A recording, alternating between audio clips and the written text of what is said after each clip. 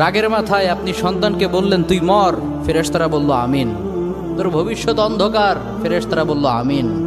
রেগে মেগে আপনি আপনার মেয়েকে বললেন জীবনেও তোর কপালে স্বামীর ভাত জুটবে না, ফেরেশতারা আবারও বলল আমিন। আচ্ছা, আপনি না সেই ব্যক্তি যে তার নিজের জীবনের চাইতেও সন্তানকে বেশি ভালোবাসেন? আপনি না সেই ব্যক্তি যে তার সন্তানের জন্য হাসতে হাসতে নিজের জীবনটাও দিয়ে দিতে পারেন?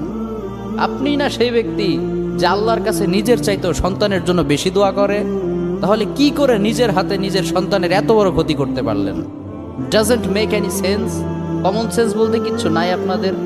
আপনারা কি জানেন না আপনাদের রাগের মাথায় বদদোয়া করাগুলো ফেরেশতারা আমিন বলে? দাওয়াতুল ওয়ালিদ আলা ওয়ালাদি, বাবা মা তার সন্তানের জন্য যেই দোয়া করে সেটা ভালো হোক কিংবা বদদোয়া হোক, আল্লাহ সেটাই কবুল করে নেয়। এজন্য খবরদার, নেভার কার্স ইউর চিলড্রেন। রাগের মাথায় কখনো সন্তানকে অভিশাপ করবেন না।